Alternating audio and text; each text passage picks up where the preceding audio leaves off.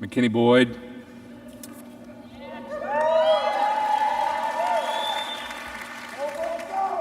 your fine artists do you proud, and they do McKinney proud.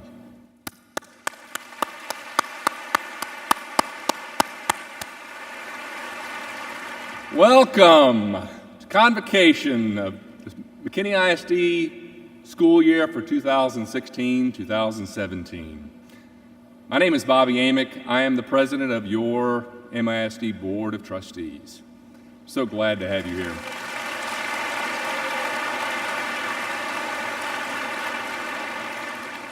I'd like to introduce my fellow board members, starting with my vice president, Mr. Curtis Rippey.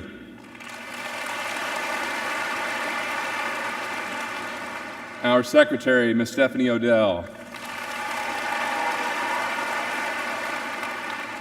Our esteemed board members, Ms. Maria McKenzie. Ms. Amy Dankel. Ms. Kathy Livesey. And Ms. Lynn Sperry. It is a pleasure to work with them, and I am so looking forward to a great year in McKinney ISD. I want to start off today by just encouraging you and challenging you with a passage that I think was written with a teacher in mind.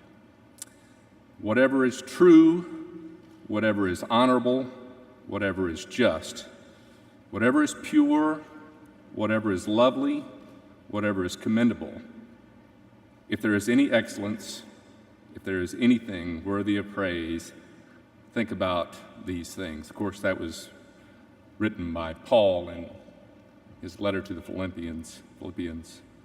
The advice, I think, is clear. Whomever, in whomever, and under whatever circumstances, find the good. Find the good. Sometimes it's hard to find the good. I'll tell you a story about a time when I was a young junior officer in the United States Navy. I had been assigned temporary duty to go to SEER School. For those of you who don't know what SEER School is, SEER stands for Survival, Evasion, Resistance, and Escape. It is the prisoner of war preparatory school, and it's no fun. The point of the school is to train you as a young officer or a young enlisted for the unlikely but unfortunate circumstance of being shot down behind enemy lines, to be able to find your way back, to be able to survive, and if you are to be captured, to know how to handle yourself. The training took place in 1993, Camp Pendleton. Late summer, hot, dry, and it was in the desert. We had some classroom times where we learned very important things like how to walk when there's dry leaves all around, when the mere crunching of leaves will give away your position. It goes something like this.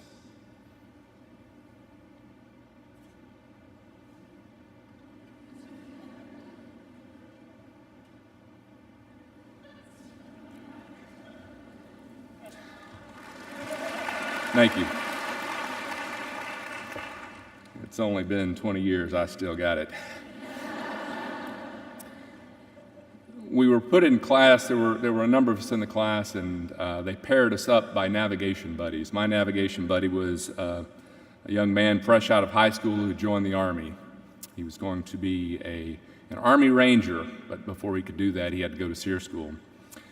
We'll call him Ron. Ron was special. Ron was a little clumsy. Ron didn't quite grasp how to walk when there's crunchy leaves around. And I was certain that Ron was going to give away our position.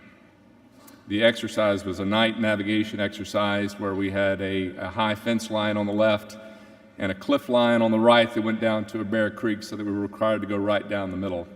The only vegetation were some sage bushes and some California oaks with leaves everywhere. I pulled Ron aside. I said, "Ron, if we get captured, they're going to beat the mess out of us. Let's not do that. Now, Ron, he had a lot of energy, but not a lot of direction. And that's a bad combination. So I thought the best way to handle this was say, you know what, Ron, why don't you navigate on that side of the path, and I'll navigate on this side of the path. Thinking to myself, when they capture Ron, at least they won't get both of us. Well, we were making our way, and sure enough, Ron is tromping through the dry leaves, announcing his position to everyone. And I'm shaking my head, thinking, well, poor Ron. They're going to get him. And before long, they did.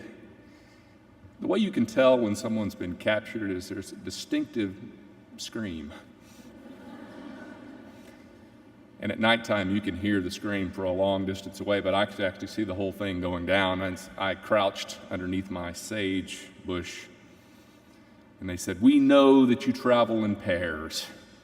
Where is your navigation partner?" And I'm praying, please, Ron, keep the secret. Ron pauses for a minute, and they raise their voice. "We know that you travel in pairs." He goes, "He's over there!" I'm still not a big fan of Ron. But I'll tell you what, I probably should have spent some time getting to know Ron, discovering what he was good at, making use of that good instead of just separating myself from him. Maybe it's sometimes just too hard to find the good. Sometimes we're just too busy to find the good.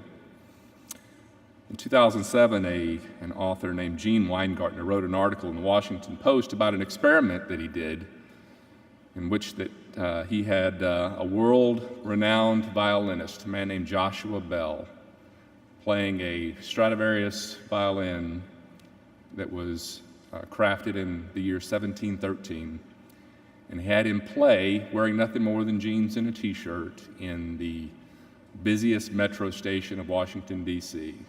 You know, the station where all the bigwigs and bureaucrats go when they're going to work. Everybody's wearing a suit and has their nose kind of up in the air, you know. And he was thinking that, you know, the well-heeled will appreciate this artist. This man, Joshua Bell, just the night before had commanded more than $100 for the cheap seat tickets. But he was able to play for 45 minutes playing the same concerto. And he was able to earn, in an hour and a half time, $35.17. Sometimes we're just too busy to find the good. So what does it look like when you find the good? I'm going to show you a picture. That's me. Circa 1973. You can't tell from that picture, but the night before my big picture day, I took some scissors and was going to give myself a haircut. Actually, you can tell. I have a mean aunt. My mean aunt came to me and says, "Well, Bobby, you have ruined your picture." And so I was upset about that. I went to school that day and was kind of teary-eyed and sad. My teacher, my kindergarten teacher, her name is Miss Mary Catherine, came up to me and she could see what the problem was. She put her arm around me and she said, "Bobby, haircuts don't make good pictures. Smiles do."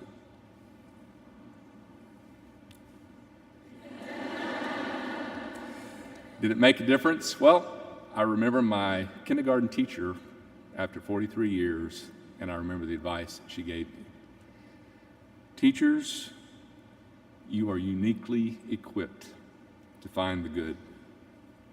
So whatever is true, whatever is honorable, whatever is just, whatever is pure, whatever is lovely, whatever is commendable, if there's any excellence, if there's anything worthy of praise, think about these things. McKinney teachers, I want to thank you for your service. I want you to make it a great year. Now allow me to introduce the superintendent of McKinney ISD, Dr. Rick McDaniel.